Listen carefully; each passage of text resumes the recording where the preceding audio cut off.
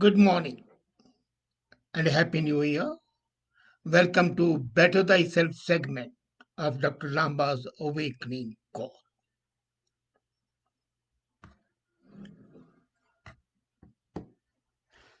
Today happens to be the start of the new year, and we find that every new year witnesses a lot of people setting up new goals. Do they ever achieve them? Research shows that over 70% of such goals are forgotten in the first 15 days. Out of the remaining 29.8% get frustrated and promise to themselves never to set goals again. So, should you set goals or should you not?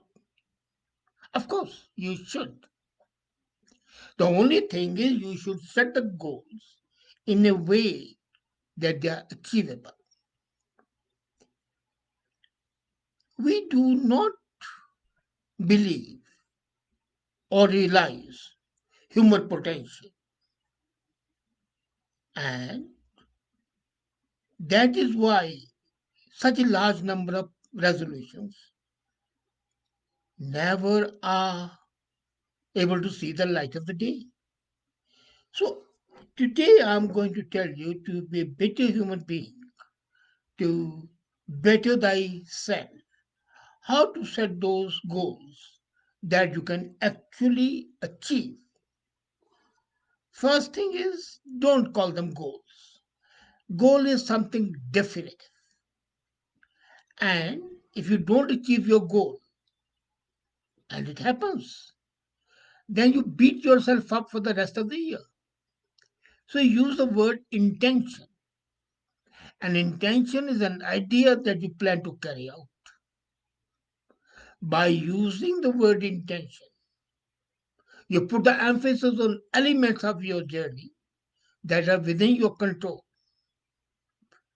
And what are they? Your mindset, your decisions, your actions. Regardless of the outcome, if you focus on your attention, you will have evolved, which is another worthy human endeavor.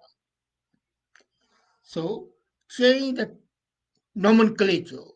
It's an intention. Your intent to do something. Now, intention may be realized, may not be realized. And if it's not realized, you are not frustrated. The disappointment with not achieving the goal is not there when, well, you intended it, is beyond human control. But that doesn't solve the whole problem. Our major issue is that we set such goals which are daunting psychologically. We imagine we don't have or we haven't accomplished in order to generate our wish of achievements. For example, we imagine we are not flexible enough to write. So we start writing, start a yoga practice. Or we feel we don't have enough money, so we write, get a raise. It is more empowering to begin by centering yourself in abundance. So the start of a new year intention is reflecting two things: your area, your milieu of sport, and how far you have come.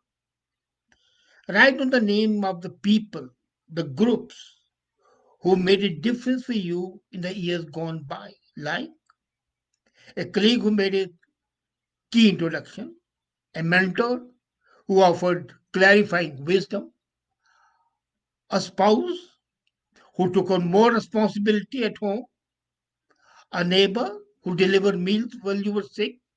Imagine, just imagine, all these people were standing by you. So have a gratitude. Write on everything you have accomplished.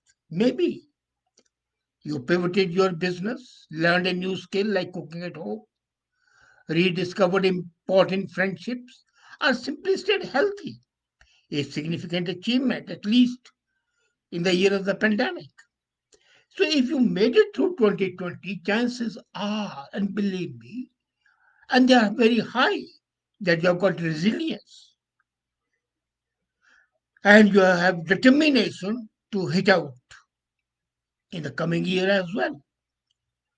And let me tell you, people who are grateful for the favors done to them or the help given to them are able to deal with adversity in a much better manner and are able to carry out their intentions in a much better manner. So be grateful. Do not be an ingrate. It's worse than anything. Third step. The first, of course, is changing the nomenclature. Second is feeling grateful for the past. Then write the job description. Now, intention is also a job. Any goal is a job. So that's why I'm calling it a job description. It's not only employment. The best way to draft viable intention is by unearthing the subconnecting expectations that you have of yourself that are often unrealistic. If you feel like hundreds of people have spoken, that you are grappling with the pressure to live up to conflicting expectations associated with your various roles, and they can be parent, role as a parent, role as a boss, role as an employee, role of as a friend. So try this exercise. Write down the three roles that you are currently playing that occupy most of your time. Maybe you are a child, you are a manager, a student, or a partner or a friend. Now imagine each role has a job description and allow yourself to ask two questions. These questions relate to your relationship with these roles. The first, what does a good person do? Write on the task or expectation if you were writing a job specification, employment specification. Then how do I know that's what an ideal person would do? If you can answer the second question honestly, you will be hit with an uncomfortable truth.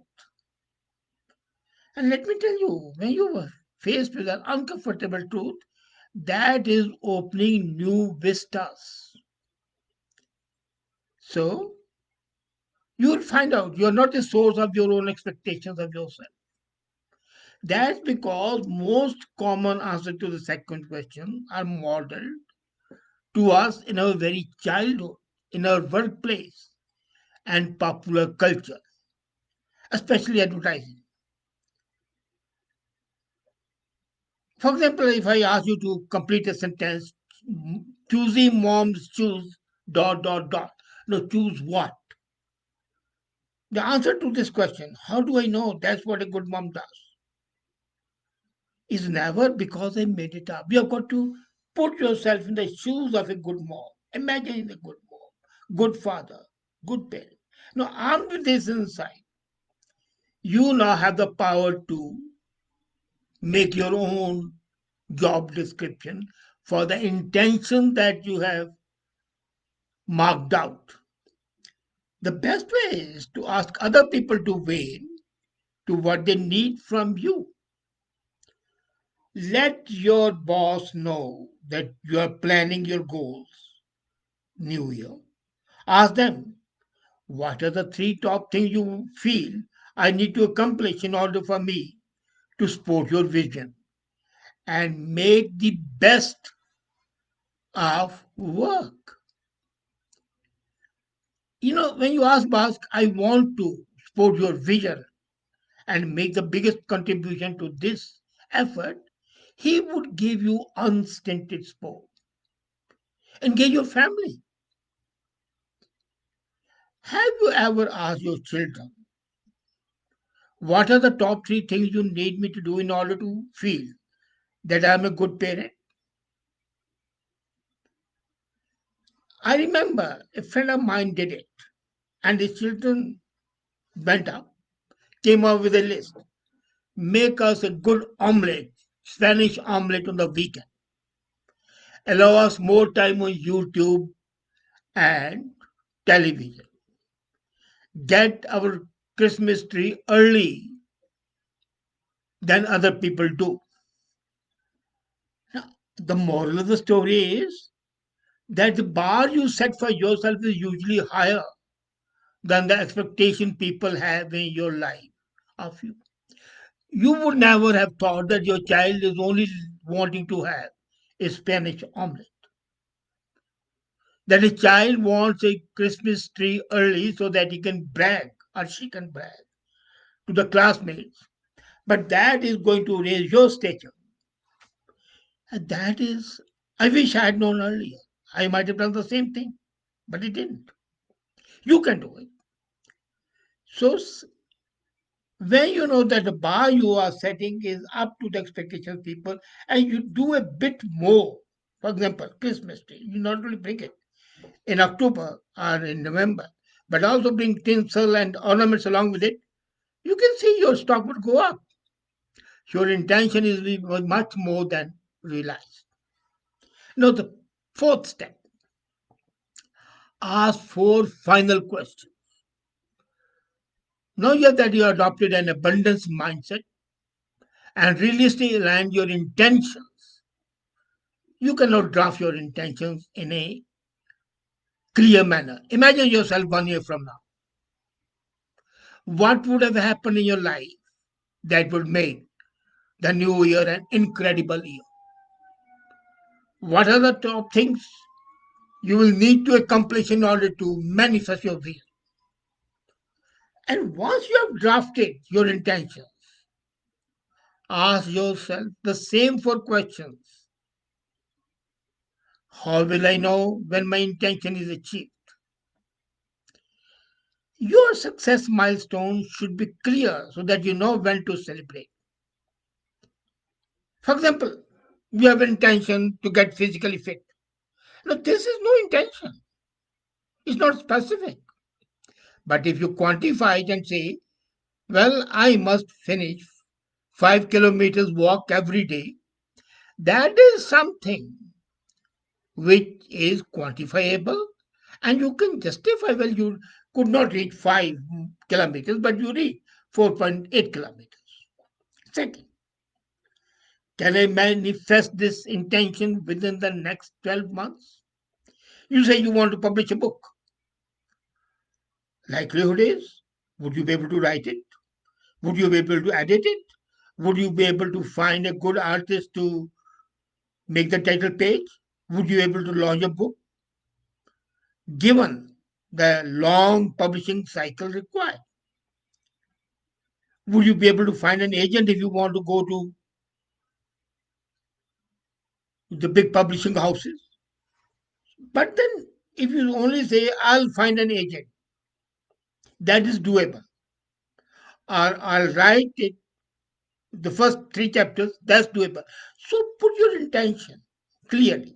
Third, do I have access? This is the most important thing to ask. To the decision makers I need to influence in order to manifest my intention. Unless you have access to the decision makers, your intentions are simply beating your luminous wings in the void, as Shelley would have said it. So you are not in a vacuum. You are in a social circle, you are in a business circle, you are in a economic circle, you are in a family circle. These concurrent circles, you have got to achieve your intention in the appropriate circle. You should consider whether your intention, the new intention, makes you cross that circle or within that circle, and do you have sufficient support level in that circle? Then another question you have to ask, the fourth and most important, what scares you about this intention? And if the answer is nothing, then you can go ahead. But then don't forget, you grow only outside your comfort zone.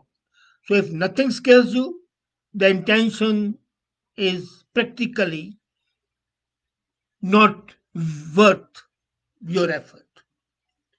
So your intention must be something which makes you break your comfort zone, break out of it. Remaining in your comfort zone would never make you a better human being. That's a problem. We set our intentions either within our comfort zone or much beyond the comfort zone. What you have got to do is that you have got to a limited comfort zone and just cross it. Even 1 inch above the comfort zone is something which is praiseworthy. So these last four questions will ensure your intention is measurable, timely, within your the realm of your capability, and still ambitious because you have crossed the comfort circle. And you will find that your all goals or intentions are achievable, and maybe you will feel like a rock star from this year onward. That feeling is great, and that comes only when you break out of your comfort circle, have an achievable, quantifiable goal, and achieve it and surpass it. Do it, set up your goals, quantify them, and your intent goals would become intentions, and intentions would be realized. And thus you'll be a better human being.